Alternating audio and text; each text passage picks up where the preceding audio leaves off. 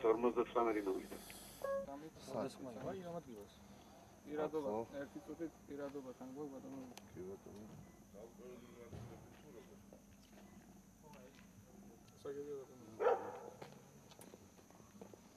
სამსახურიდან მივდიოდი სახლში და ქუჩის თავში დამხვდნენ ოცნების აქტივისტები.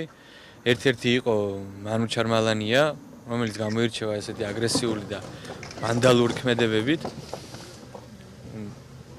ერთი სიტყვით ქალაქში არის გამეფებული დაუსჯელობის სინდრომი და ამის გამო ხდება ეს ყველაფერი.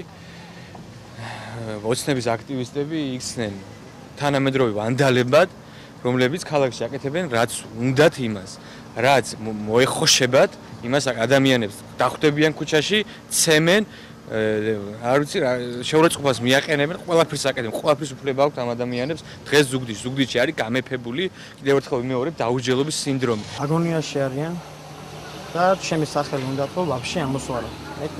არანაირი ის არის ბავდება რომ ჩემს მიმართ ეს ფაქტებით უნდა ესაუბრა ადამიანს და მე ამ მაგდროს ვიყავი სახლში და ვიყავი ბეჭედთან ერთად სამეგობროში.